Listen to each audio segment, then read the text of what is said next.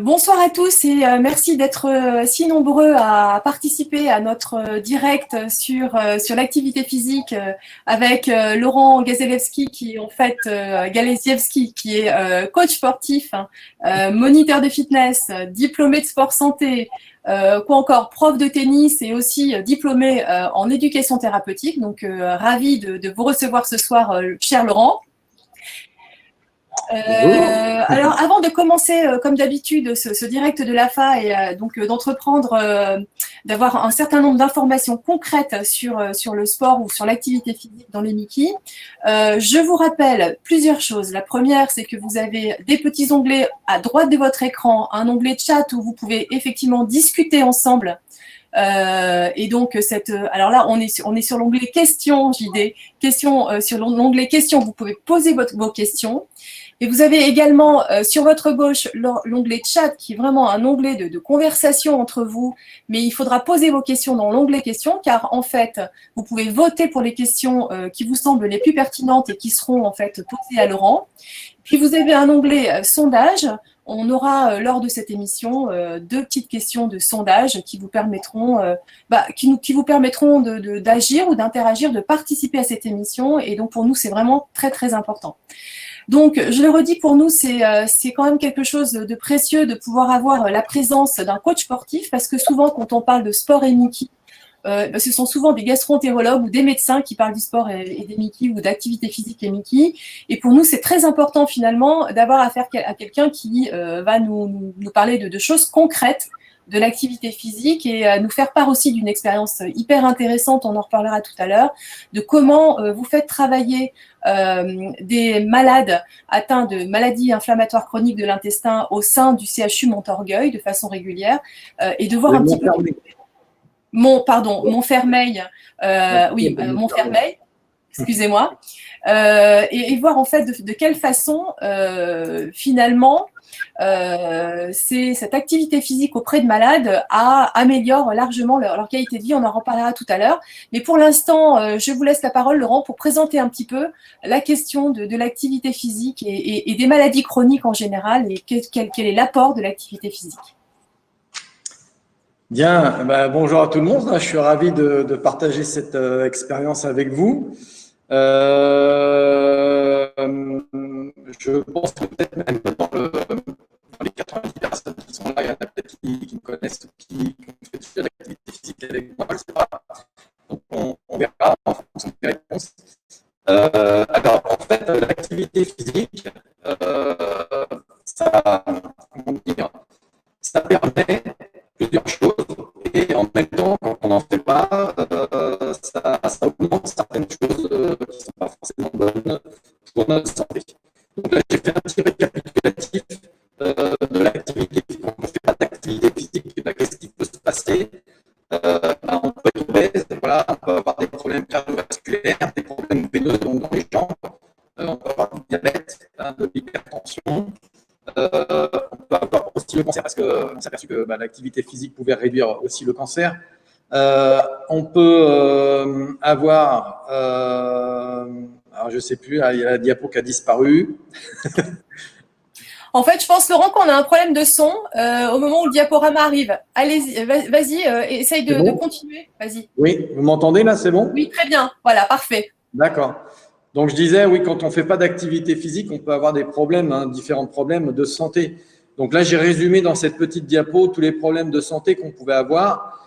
Les Mickey en font pas partie parce que c'est pas des maladies qui sont développées quand on ne fait pas de l'activité physique. Mais on va voir après dans les autres diapos que quand on a justement cette maladie, on peut résoudre aussi certains problèmes. Voilà, donc là, la diapo suivante. Alors, donc, quand vous faites du sport, voilà, ou de l'activité physique, ce sont deux notions qui sont un petit peu différentes. Quand vous faites ça régulièrement et avec un minimum d'effort, c'est ça les principes quand on fait de l'activité physique. Vous avez donc, d'une manière générale, tous les bienfaits que peut procurer l'activité physique, donc la dépense énergétique pour maintenir son poids. Donc ça, c'est intéressant, notamment dans les Mickey. Le maintien ou le développement musculaire Ça aussi, c'est important dans les Mickey. La baisse de la tension, la meilleure circulation sanguine, une mobilité, donc meilleure mobilité. L'entretien et la souplesse musculaire, ça c'est important aussi pour les malades Mickey. L'entretien, l'équilibre, l'adresse, la coordination, les interactions chimiques dans l'organisme. Alors ça, les médecins en parlent un petit peu mieux que moi, mais c'est vrai que le fait de faire de l'activité physique, il y a des hormones qui circulent dans le corps et qui interagissent avec d'autres hormones qui sont un peu néfastes, je dirais, et notamment dans le microbiote, dont vous connaissez, je suppose, comment dire, les principes. Donc ça peut ralentir bien sûr des maladies ou diminuer, et bien sûr ça améliore le fait d'avoir énuméré tout ça, ça améliore la qualité de vie. Voilà. Alors les bienfaits physiologiques, on va passer rapidement, mais ce qui nous intéresse le plus pour moi, je dirais, c'est comme je vous l'ai dit, c'était l'appareil donc cardiovasculaire, le renforcement musculaire et tout ce qui est massage des intestins, donc tout ce qui est sangle abdominal, gainage, le transit intestinal, qui participe à prévenir, donc là en l'occurrence à la constipation, mais encore une fois, les intestins sont sollicités quand on fait de l'activité physique, quelle que soit d'ailleurs l'activité physique. Voilà, et puis on a cette sensation de bien-être, donc l'hormone du plaisir, comme on dit, et ça c'est aussi tout important d'avoir cet aspect psychologique qui rentre en jeu, puisque, comme on dit, hein, un corps sain dans un esprit sain. Voilà. Alors, la petite diapo suivante. Alors, en ce qui concerne l'activité physique, comme je vous le disais, il faut un minimum d'effort. Alors, le minimum d'effort, c'est, voilà, faut pas marcher comme un escargot, par exemple. Hein, en dessous de 3 km/h, il n'y a pas d'efficacité prouvée sur la santé. Voilà. Par contre, si vous marchez à une vitesse qui avoisine les 82 cm par seconde, il y a une réduction de la mortalité de 23%. Et si vous marchez à 5 km/h, il y a eu des études qui ont été menées sur des personnes de 70 ans et plus, et ils se sont aperçus qu'il y avait un taux de mortalité beaucoup moins important au bout de 5 ans. Voilà. Et donc, les personnes qui souhaitent avoir un impact sur leur santé devraient penser à faire des efforts. Donc, les efforts, vous pouvez les mesurer tout simplement tout seul. Hein. Quand vous êtes essoufflé, c'est que vous produisez un effort qui devient efficace pour votre santé et pour tout le métabolisme dont on a parlé avant. Alors, la petite diapo suivante.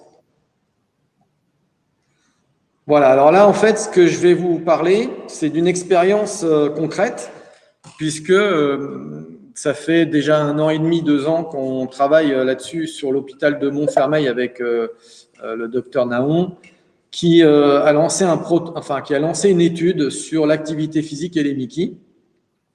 Et donc, le protocole veut que, de toute manière, moi, quelles que soient les personnes qui ont des problèmes de santé, je leur demande d'avoir un certificat médical de non-contre-indication. Donc, pour les Mickey, ça ne posait aucun souci par rapport au docteur Naon. Il n'y avait aucune contre-indication. Tout le monde était, apte à faire de l'activité physique. Ensuite, on a demandé à remplir un questionnaire justement de qualité de vie et un questionnaire aussi sur l'activité physique, qu'est-ce qu'elle allait produire après les séances. Alors ça, c'était toutes les 4 semaines. Et je vous explique pourquoi, parce qu'en fait, toutes les 4 semaines, on changeait d'activité. Donc, vous pouvez regarder en bas, type d'activité physique. Voilà, 4 semaines, on faisait de l'aérobie. Pendant 4 semaines, après, on faisait du renforcement musculaire. Après, pendant 4 semaines, on faisait du pilates et du gainage. Pendant 4 semaines, on faisait des étirements. Et ensuite, on faisait de l'équilibre.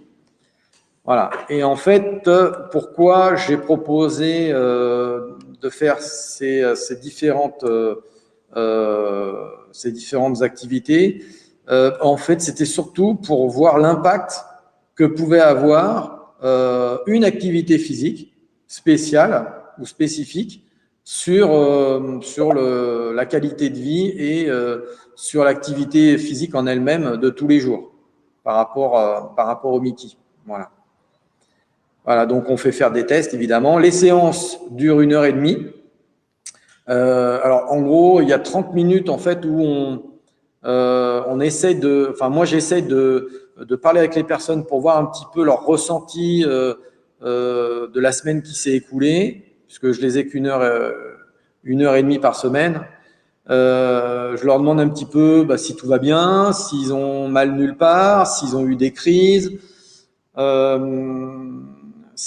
comment dire, s'ils ont des douleurs quelque part, voilà, pour que je puisse moi moduler un petit peu la séance. Voilà, si c'est une séance aérobie, je sais qu'un tel, il va falloir que je fasse attention à ces personnes-là. Et donc la séance va durer 1 heure exactement, puisqu'on prend une demi-heure pour l'accueil et puis pour discuter de tout ça. On fait la séance d'1 heure et à la sortie de cette séance, moi je leur demande, parce que l'intérêt de l'activité physique pour qu'il y ait un impact, il faut qu'il y ait au moins 2 ou 3 séances par semaine. Alors, c'est pas forcément 1 heure, mais il faut que ça soit entre 30 minutes et 1 heure.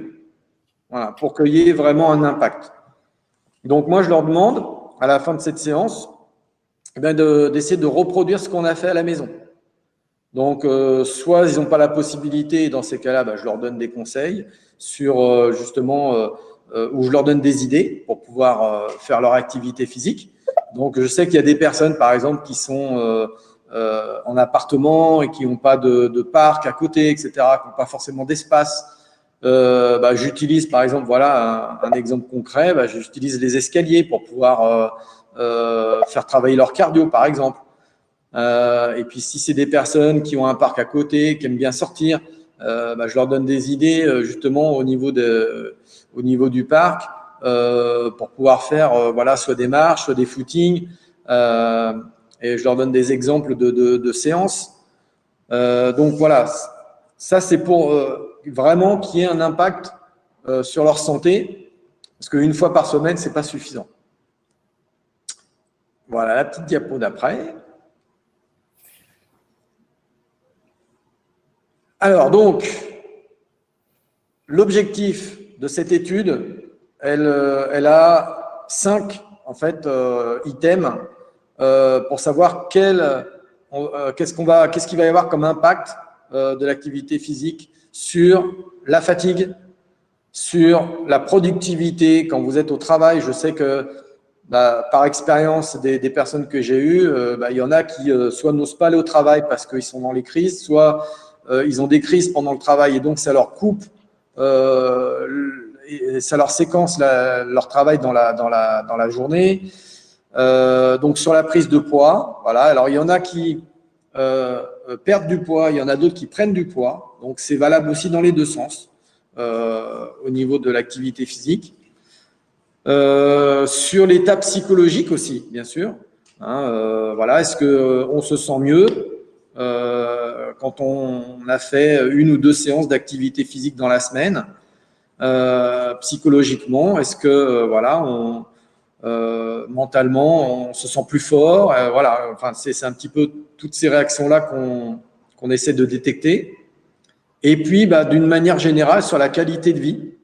Voilà, donc la qualité de vie, évidemment, ça englobe un petit peu ces items, mais voilà, il y a d'autres facteurs qui sont abordés dans le questionnaire que le docteur Naon donne à la fin de de ces 5 semaines, puisque ça dure 5 mois, pardon.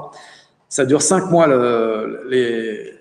l'évaluation par rapport à cette activité physique. Alors, la petite diapo d'après. Ouais, on peut prendre évidemment des tapis de course. Si vous avez des tapis de course, si vous n'aimez pas trop sortir ou si vous avez peur de sortir, parce que c'est ça aussi que j'avais comme réaction, c'est qu'il y a des gens qui avaient peur de sortir parce que ils avaient cette appréhension d'avoir la crise, etc. Donc, nous, on a la chance aussi à l'hôpital d'avoir des locaux et donc d'avoir tout ce qu'il faut à côté.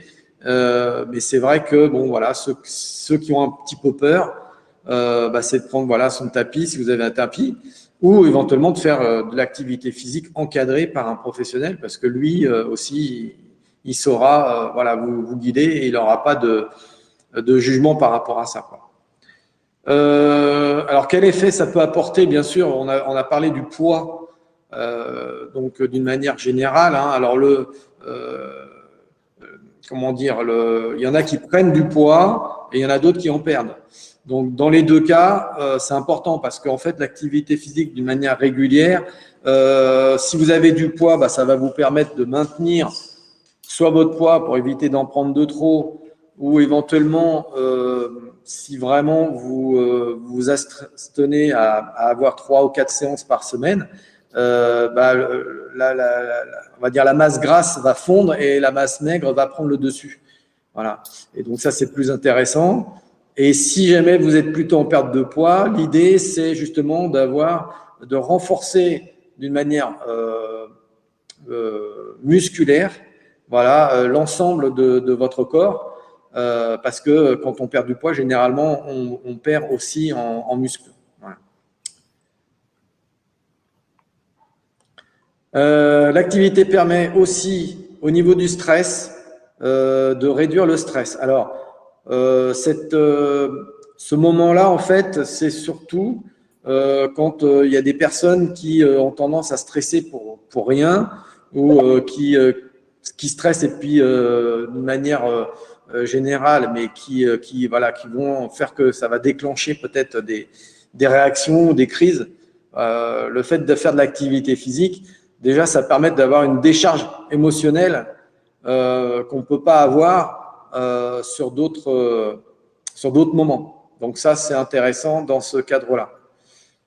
Et puis bah, l'aspect social, et là, je dirais que c'est un des points importants, dans le sens où les personnes que j'ai rencontrées jusqu'à présent, elles étaient très contentes de partager en groupe une activité physique, mais aussi de partager, parce qu'on discute bien sûr pendant l'activité physique, hein, on n'est pas là au service militaire, de discuter voilà, avec les gens de leur traitement, de leur maladie, etc.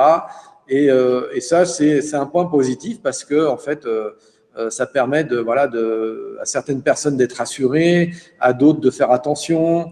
Moi aussi, ça me permet de connaître un petit peu mieux aussi la maladie. Voilà, et je crois que sur l'aspect social, c'est une des choses importantes à ce niveau-là. Alors, est-ce que les mêmes exercices tout de suite après une poussée ou en période de stabilité? Bon, on répondra à ça tout de Ouais, suite. parce qu'on a pas mal de questions, Laurent, donc peut-être qu'on finit le diaporama rapidement et on répond aux questions de public. Ok. Alors, la diapo d'après. Voilà. Alors, là, dans cette diapo, je vais vous donner quelques exemples, en fait, où on va dire des réactions de personnes que j'ai eues, notamment sur l'état de fatigue. Déjà, quand vous êtes fatigué suite à votre maladie, si vous avez des poussées ou si parce que vous avez eu le traitement, vous ne sentez pas bien, vous êtes fatigué, il n'y a pas de contre-indication à faire une activité physique. Ça, c'est la première chose. Et la réaction que j'ai pu avoir de personnes, c'est qu'il y a des personnes qui se sont bien sûr forcées à venir parce qu'elles étaient fatiguées, qu'elles avaient eu le traitement 2 jours avant, etc. Et ressortir après la séance.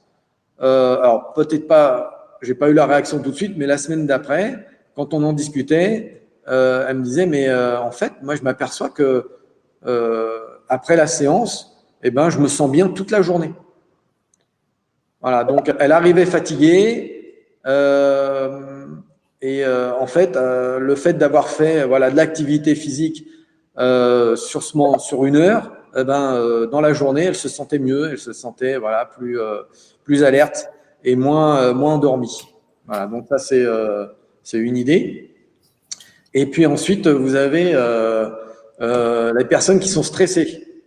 Alors, les personnes qui sont stressées, généralement, alors ça, c'est un truc que je me suis aperçu, on va dire, c'est que ces personnes qui étaient stressées, l'idée c'était de leur proposer pas forcément une activité physique avec intensité, mais plutôt des activités, ce qu'on appelle zen. Voilà. Et à partir de ce moment-là, quand les personnes pratiquaient une activité zen, eh ben, elles arrivaient à gérer un petit peu mieux leur stress qui provoquait par la suite des réactions sur leur maladie. Voilà. Et après, bon, on a les poussées. Alors, les poussées, malheureusement, c'est vrai que c'est un petit peu délicat par rapport aux poussées, mais bon, les poussées ne durent pas toute la journée. Donc, il y a des moments d'accalmie, et je pense que, bon, sur les moments d'accalmie, c'est à ce moment-là qu'il faut peut-être en profiter pour bouger un petit peu et pas forcément rester voilà, immobile et profiter de ce moment-là pour se faire faire une petite dépense énergétique pour justement voilà, ne pas rien faire pendant toute une journée complète, quoi. Voilà. Alors, on va terminer, Laurent, parce qu'on a pas mal de questions concrètes. Alors, du coup, oui, c'est la dernière diapo, là, je crois. D'accord. Voilà, donc la conclusion. Donc, par rapport à tous les effets bénéfiques que l'activité peut produire, activité physique ou sportive, hein, bien sûr, hein, et je vous expliquerai la différence aussi un petit peu après. Donc, c'est difficile de dire ça va produire tel effet, ça va faire ci, ça va faire ça. C'est sûr et certain. Évidemment, il y a plein d'autres paramètres qui sont liés autour de vous, notamment à votre hygiène de vie, hein, donc la nutrition et le sommeil. Voilà. Donc, ce sont des notions aussi qu'il ne faut pas écarter puisqu'elles sont complémentaires et ce sont des notions complémentaires à l'activité physique et sportive. Voilà, je vous remercie. Ok, merci beaucoup Laurent de ces premiers éléments. On peut peut-être ouvrir les caméras maintenant. Simplement, alors, on a pas mal de questions qui sont un peu des questions concrètes en fait, hein, des patients. La première qui est vraiment importante à mon avis, qui est pas mal votée par les patients, c'est finalement toute la problématique de la sangle abdominale et de comment gainer la sangle abdominale, alors qu'en fait on a une maladie des intestins et que ça peut déclencher des symptômes, des diarrhées éventuellement, et donc vous avez quand même des exercices de gainage hein, dans votre protocole là. Donc, comment on fait finalement pour faire des exercices de gainage de la sangle abdominale sans en avoir les effets un peu problématiques? Alors, je dirais qu'il y a plusieurs orientations en fonction de la forme du moment. C'est-à-dire que soit vous êtes bien, vous vous sentez bien, vous n'avez pas de problème depuis un certain temps. Et là, on peut faire des exercices, ce qu'on appelle des exercices abdominaux, hein, voilà, tout simplement traditionnels, avec des remontées de buste, avec des battements de jambes, enfin, des exercices dynamiques. Soit par contre, vous avez eu des crises ou que vous avez eu un traitement ou que votre maladie ou vos douleurs ne sont pas maîtrisées. Et là, je dirais, il vaut mieux aller sur du statique. Donc, plus un travail de gainage. Alors, bien sûr, il existe bien différents types de gainage, mais comme par exemple aussi le pilate. Le pilate, c'est une bonne méthode pour travailler tout ce qui est les muscles profonds en douceur et sans traumatiser, on va dire, l'aspect intestinal, quoi. Voilà. D'accord, donc il est possible quand même donc de faire des exercices pour gainer la sangle abdominale sans trop déclencher ou sans trop irriter ou enfin déclencher des problèmes intestinaux. Tout à fait, oui. D'accord. J'en profite justement pour passer pour poser aussi des questions un petit peu à notre public. Hein. Il n'y a pas que le public qui pose des questions. Nous, on aimerait bien savoir, et là, c'est le premier sondage. Nous aimerions bien savoir si parmi vous, il y en a qui pratiquent une activité physique régulière. Donc, on attend vos réponses pour savoir un petit peu si parmi vous, là, vous êtes à l'heure actuelle une centaine de personnes connectées. Eh bien, justement, sur 100 personnes, combien y en a-t-il qui pratiquent une activité régulière? Alors, on a vu, Laurent, que il y avait différents types d'exercices qui pouvaient améliorer effectivement la qualité de vie. Et puis, il y en a bien sûr qui, alors, bon, outre le fait qu'il y a pas mal de personnes qui demandent à voir, à voir dans le détail ce protocole et savoir en fait si c'est un protocole qui pourrait faire éventuellement avec d'autres coachs sportifs. S'il existe un réseau de coachs, on en reparlera peut-être tout à l'heure. Est-ce qu'il y a finalement, quels sont les meilleurs exercices pour le système digestif? Quels sont les meilleurs exercices pour le système digestif? Alors, je ne sais pas s'il y a des exercices pour le système digestif, mais est-ce qu'il y a des exercices pour le système digestif? À ma connaissance, j'ai pas forcément d'exercice, mais il y a des séances spécifiques pour pour tout ce qui est aspect gainage et muscles profonds. Voilà, donc tout ce qui est yoga, tout ce qui est pilates, tout ce qui est relaxation, donc méditation aussi, on peut avoir ça aussi. Je pense que c'est des bons compromis, on va dire, pour déjà ne pas inflammer la flore intestinale et puis tout ce qui est viscéral. Mais après, j'ai pas forcément d'exercice à proprement dit spécifique à ce niveau-là. Ok. Et est-ce qu'il y a du coup des exercices qui sont vraiment totalement contre-indiqués en fait en termes d'activité physique pour les personnes qui sont atteintes de Mickey? Alors, toujours pareil, sur l'expérience que j'ai depuis 2 ans avec les gens, c'est que j'adapte les exercices en fonction de la forme du moment.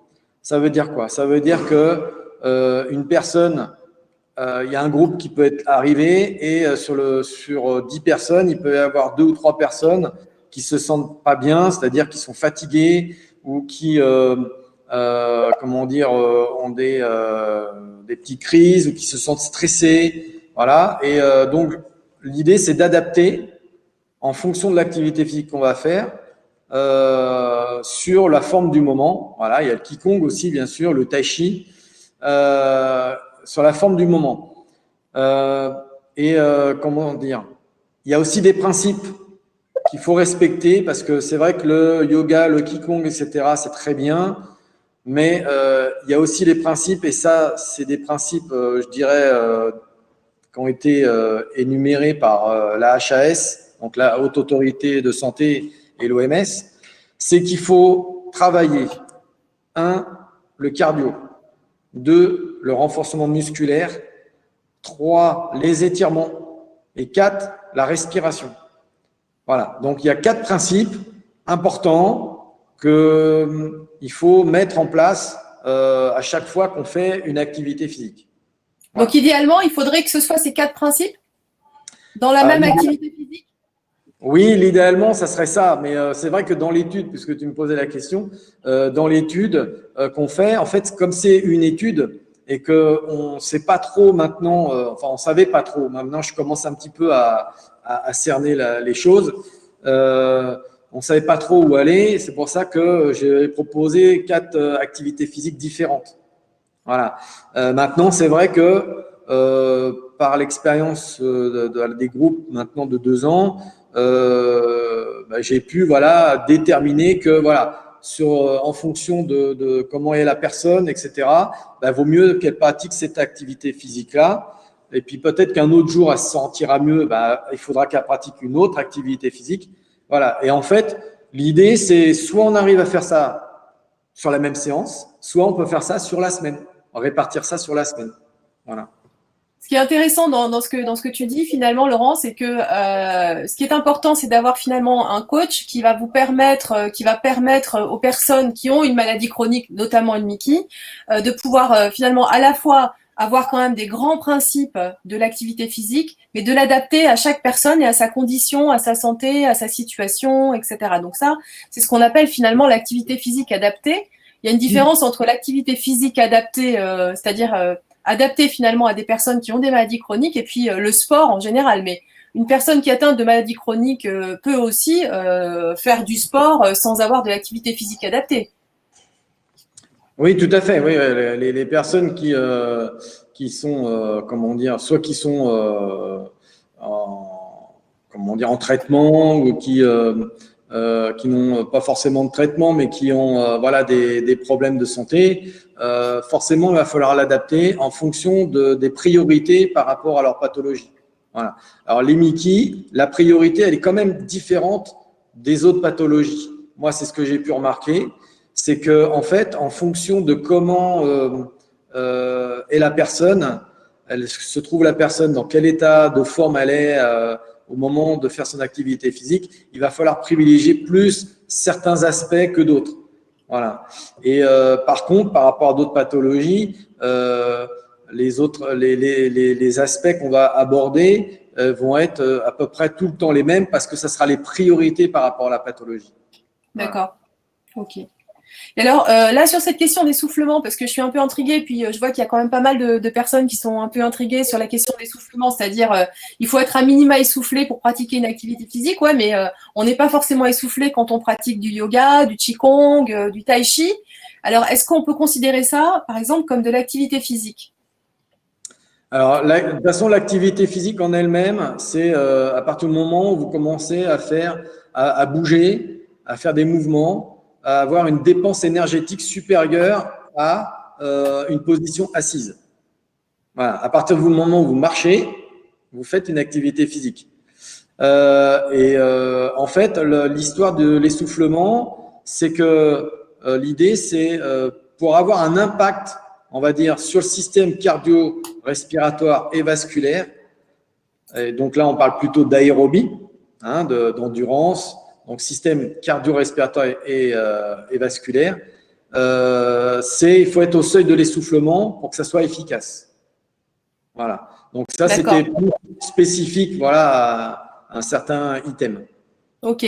Alors, du coup, pour avoir quand même une petite information sur les personnes, les participants à notre webinar, il y a 66% de personnes qui pratiquent une activité physique régulière. Vous êtes 66% à pratiquer une activité physique régulière et 34% à ne pas pratiquer une activité physique régulière.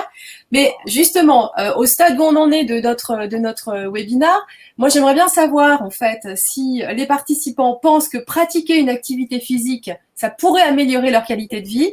Oui ou non? Est-ce que vous pensez que pratiquer une activité physique pourrait améliorer votre qualité de vie?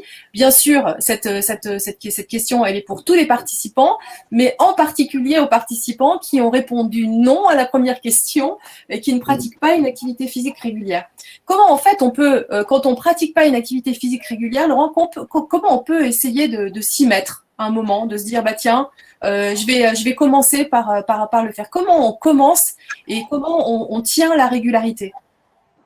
Alors, en fait, moi, l'idée que j'ai retenue, qui a été voilà, édictée par l'OMS et l'ARS aussi, qu'on fait des études aussi, bien sûr, là-dessus, ils disent de faire 150 minutes d'activité physique par semaine. Voilà. En gros, c'est ça. Alors, les 150 minutes, vous pouvez voilà, les faire d'une manière différente dans la semaine. Soit, en gros, ça fait 30 minutes par semaine, par jour, je veux dire, sur 5 jours. Voilà, ça fait à peu près 150 minutes. Soit, vous pouvez, si vraiment vous allez vous mettre à l'activité physique, pour pas que ça soit trop dur dans un premier temps, commencer à faire par morceaux, c'est-à-dire 10 minutes, 10 minutes, 10 minutes. Voilà, 10 minutes, 3 fois 10 minutes dans la journée, au lieu de faire 30 minutes d'un seul coup, par exemple. Voilà. Déjà, ça vous sécurisera dans le sens où c'est pas quelque chose de très très long. Et puis ensuite, l'idée après, c'est d'allonger un petit peu ce temps-là. Voilà, de faire du 15 minutes, 2 fois 15 minutes plus 10 minutes, par exemple, et puis d'arriver, voilà, fur et à mesure sur 30 minutes en continu. Donc le principe, il est pas très compliqué, hein. Après surtout, c'est de savoir, voilà, qu'est-ce qu'on fait comme activité physique, comment on le pratique. Voilà. Alors moi j'ai donné des exemples tout à l'heure. Mais il y a pas mal de malades, par exemple, là, de participants qui évoquent le problème, par exemple, soit des douleurs articulaires liées à la maladie, soit des crampes. Donc, il faut quand même bien choisir finalement son type d'activité physique qui soit en relation avec, avec sa situation de santé du moment, je suppose. C'est un peu ça. Enfin, moi, c'est comme ça que je le pratique avec les groupes Niki. C'est surtout quelle est la priorité du moment. Voilà. Et pas forcément la priorité de la maladie, c'est la priorité du moment. Donc, il y en a, comme tu dis, voilà, qui vont avoir des problèmes articulaires. Donc là, ben, on va jouer beaucoup sur les sensations articulaires, sur des mouvements articulaires, sur du renforcement statique, par exemple. Voilà, on peut en parler de renforcement musculaire, mais on peut en parler aussi de renforcement statique. Et puis, bon, il y en a peut-être qui vont avoir, voilà, qui vont être fatigués. Donc, l'idée, c'est de faire des exercices qui sont pas très longs, assez courts, voilà, pour changer un petit peu d'exercice régulièrement et que ça soit pas trop contraignant ou trop fatigant en plus, voilà. Et puis, surtout, et ça, c'est quelque chose de très important. J'en ai parlé tout à l'heure sur le social. C'est qu'en groupe, on se marre beaucoup plus que quand on est tout seul.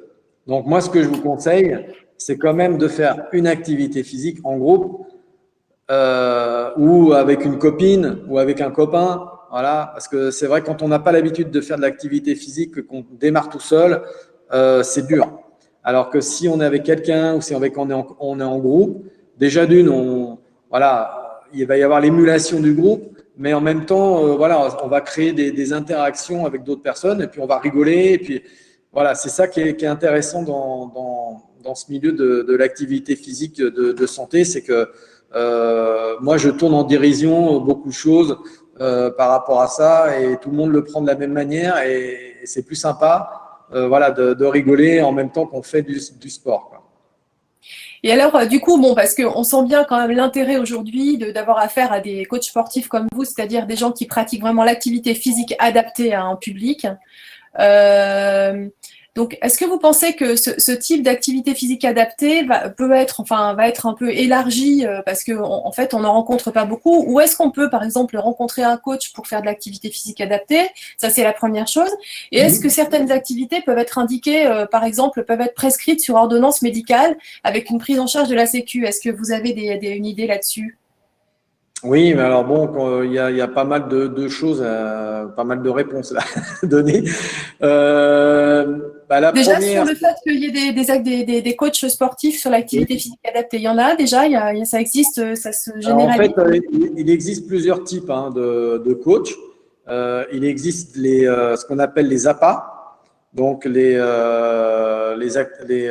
EAPA exactement, les enseignants en activité physique adaptée. Alors eux, c'est vrai qu'ils pratiquent beaucoup plus en SSR, c'est-à-dire en Dans soins des établissements. voilà, en établissement hospitalier. Mais je sais qu'il y en a qui pratiquent en auto-entrepreneur, voilà, donc à droite à gauche.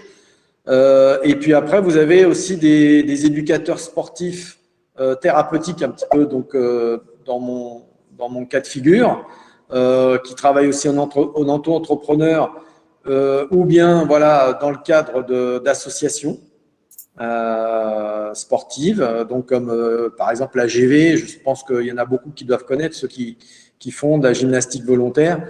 Donc moi, j'ai travaillé aussi dans ces groupes-là.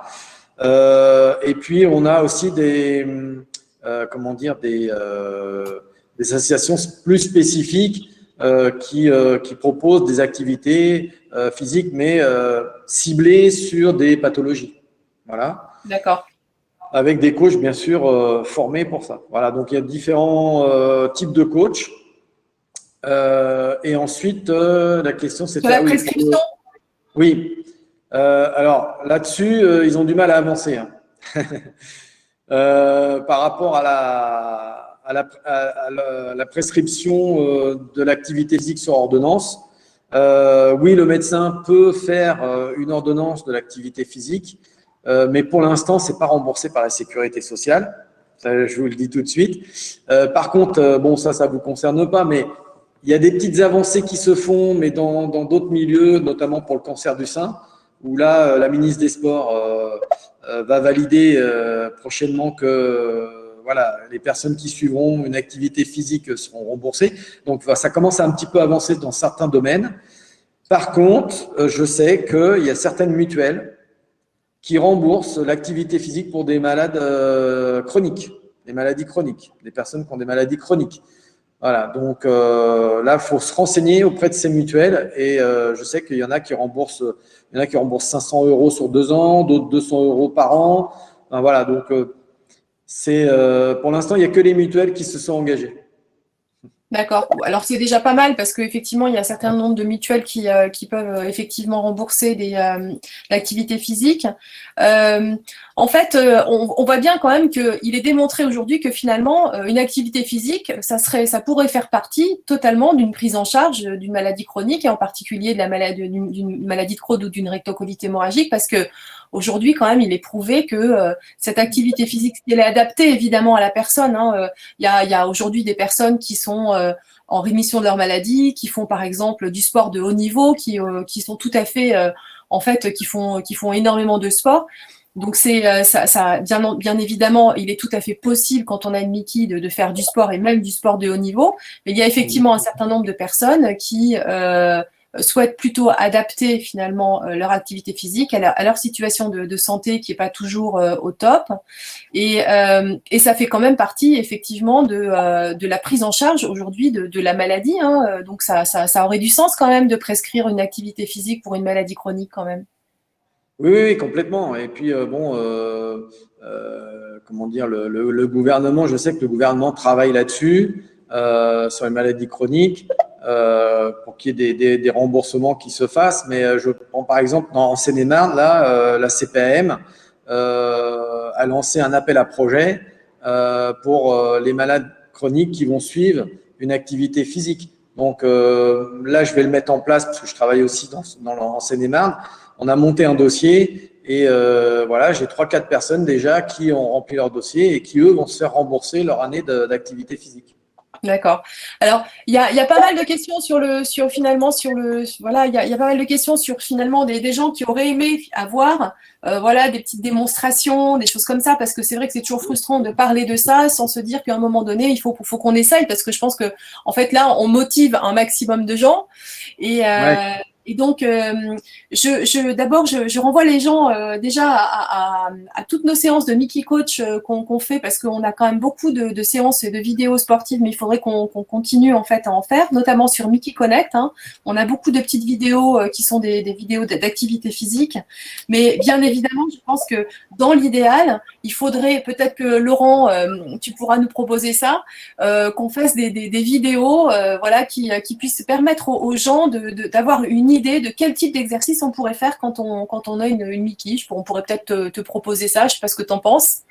Oui, bah, de toute façon, comme je te disais, il y a plusieurs types de séances possibles en fonction de l'état de forme. Donc, du coup, on peut faire voilà, plusieurs vidéos et l'idée, justement, avec le docteur Naon, c'était de créer une application. Ça, vous l'avez en avant-première, une application justement qui permettrait au malade Mickey de pouvoir utiliser cette application pour faire une activité en fonction de son état de forme. Voilà. Oui, mais ça, c'est une super idée. On pourrait même faire ça dans Mickey Connect, parce qu'on commence déjà, on l'a déjà fait dans notre application. Donc, éventuellement, il faut qu'on voit avec le docteur Naon ce qui est possible. Moi, je trouve que c'est intéressant. Si on regarde des résultats de notre sondage, et on va bientôt terminer donc ce webinaire, pensez-vous que pratiquer une activité physique pour améliorer votre qualité de vie, il y a 94% de nos participants qui répondent oui. Donc, on a tous bien conscience, bien évidemment, on a tous bien conscience que pratiquer une activité physique peut vraiment fait partie en fait quelque part de l'amélioration de sa maladie et je trouve que en plus quand on peut le faire en tant que patient, c'est-à-dire avoir cette maîtrise et cette liberté de pouvoir le faire, je pense que c'est vraiment très très intéressant. Donc merci beaucoup d'abord Laurent d'avoir répondu à nos questions. Alors évidemment elles sont toujours très nombreuses. Je pense oui, j'ai vu, on n'a pas pu répondre à tout.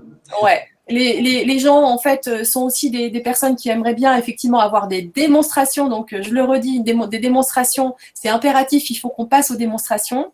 N'hésitez pas en fait à aller sur Miki Connect parce que vous allez voir en fait qu'il y a déjà un certain nombre de vidéos et de propositions de l'AFA.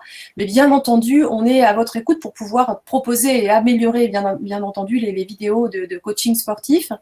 Et puis vous dire que sur cette soirée, eh bien il y a tout de suite après, en fait, un podcast possible. Donc, vous pouvez voir le replay juste après l'émission et vous pouvez aussi, évidemment, regarder ça sur notre chaîne YouTube. On remercie le ministère de la Santé de nous soutenir dans ces webinars avec différentes thématiques. On n'a pas encore décidé des différents thèmes des prochains directs de l'AFA. Très bientôt, vous aurez nos nouvelles. Et je souhaite à tous que vous passiez une bonne soirée et que vous puissiez bénéficier de l'activité physique. Et donc, je vous souhaite une excellente soirée. Merci beaucoup, Laurent, de nous avoir accompagnés ce soir sur ce webinaire. À très bientôt. Je dirais simplement, portez-vous bien. À bientôt, Laurent. Merci beaucoup. Bonne soirée. Au revoir.